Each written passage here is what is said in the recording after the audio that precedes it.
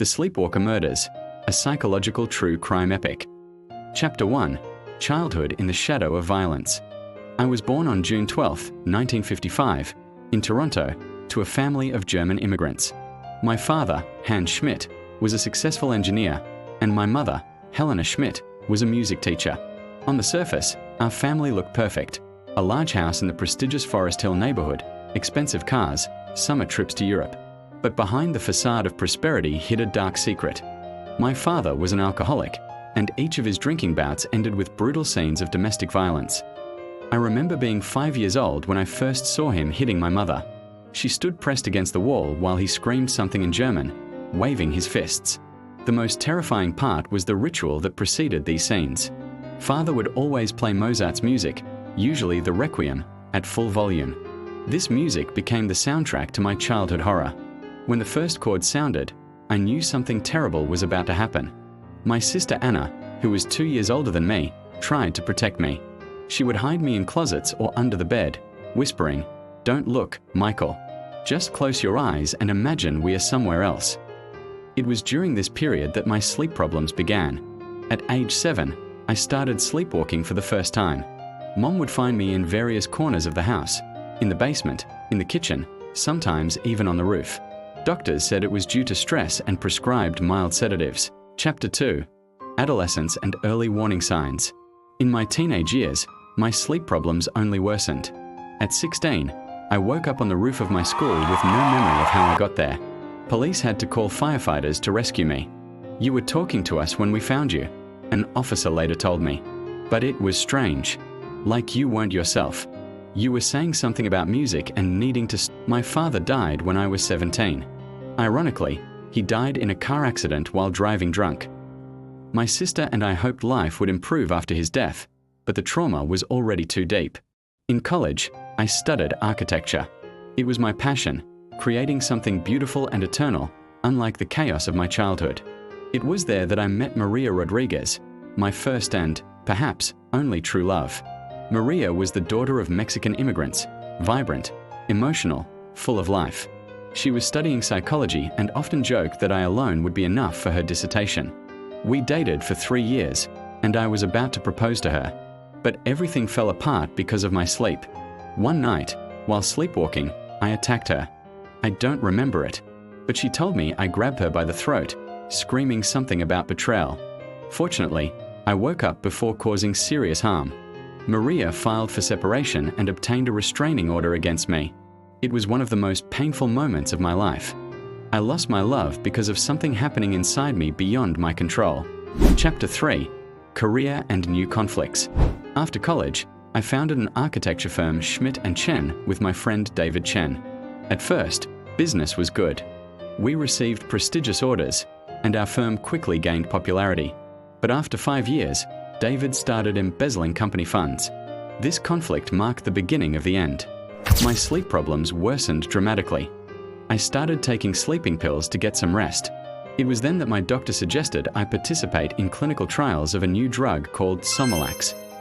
"This is a revolutionary remedy," he said. "It's specifically designed for people with serious sleep disorders." I agreed, not suspecting that this drug would become the catalyst for tragedy. Simultaneously, I had a conflict with my neighbor Sarah Johnson over our property line.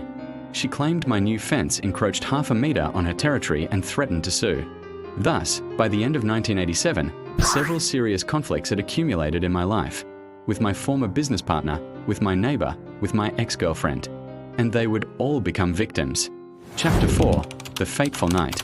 On November 4th, 1987, I came home completely exhausted. My mother and I had dinner together. She cooked my favorite dish, pork chop with peasant potatoes. We talked about everything: work, Anna who now lived in Vancouver, my future plans. After dinner, I took my usual dose of Somalax and went to bed. The last thing I remember is the time on my bedside clock, 10:45 p.m. The next thing I remember is police officers shaking my shoulders and the harsh light of their flashlights. "Michael Schmidt, you're under arrest for the murder of Helen Schmidt." At first, I thought it was a terrible nightmare, but then I saw my mother's bloody bed, the broken vase, and everything became real. I learned later what happened that night. At 3:12 a.m., I got out of bed and went to the living room.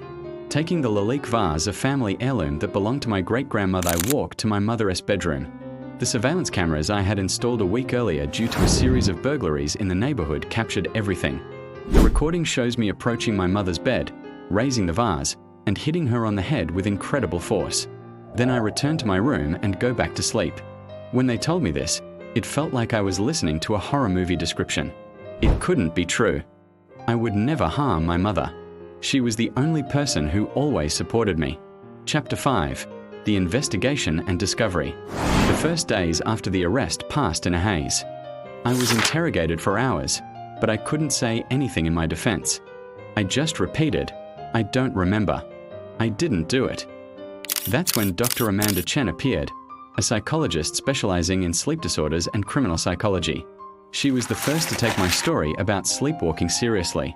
Dr. Chen studied my medical history and discovered 3 similar unsolved cases in Ontario over the past 2 years. David Chen, my former business partner, found dead in his office. Sarah Johnson, my neighbor, died under mysterious circumstances. Maria Rodriguez, my ex-girlfriend, murdered in her apartment. All deaths occurred between 2 to 4 a.m. All showed signs of violent struggle, but no evidence of forced entry. And I had conflicts with all of them. The sleep laboratory study revealed terrifying details.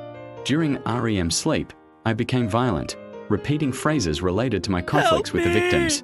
EEG showed abnormal activity in the amygdala, the brain's fear center. Dr. Chen called it conflict resolution somnambulism. My sleeping mind was eliminating perceived threats, solving problems through violence. Chapter 6. The Trial and Its Consequences. The trial became a media sensation, dubbed the sleeping killer case. The prosecution argued I was a cold, calculating murderer using sleepwalking as an excuse. The defense presented medical evidence of my condition. The turning point came when my sister testified about our childhood trauma, the violence, the Mozart music, our mother's silence. Dr. Chen explained how these traumatic memories were triggering my violent episodes. On February 15, 1988, I was found not guilty by reason of unconsciousness.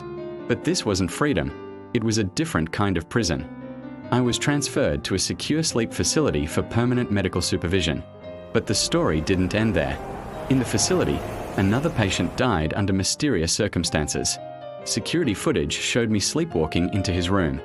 Researchers discovered that exposure to Mozart's Requiem triggered my violent episodes, explaining why my mother's music was playing before her murder. Chapter 7. The Truth Revealed. Investigative journalists later discovered that the pharmaceutical company behind Somalax knew about the risks of violent somnambulism but concealed the data. My case led to stricter regulations for sleep medications and new protocols for diagnosing dangerous sleep disorders. In 2019, DNA from Maria Rodriguez's cold case was matched to me, confirming my responsibility for all 4 deaths while sleepwalking. Epilogue. Living with the truth. 35 years have passed. I'm still in a specialized facility, helping researchers understand the boundaries of consciousness and responsibility.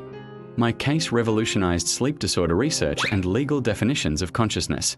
I'm Michael Schmidt. I'm a murderer who never meant to kill anyone. Every time I sleep, I risk becoming the monster again. The real horror is NT the crimes I committed. It is understanding that we might not control our own actions, that the line between consciousness and unconsciousness is thinner than we think. Some questions remain unanswered. Was I a victim of medication side effects? A product of childhood trauma? Or proof that under certain circumstances, anyone can become a killer without conscious intent? The truth is, I'll never know. And that uncertainty is my eternal punishment.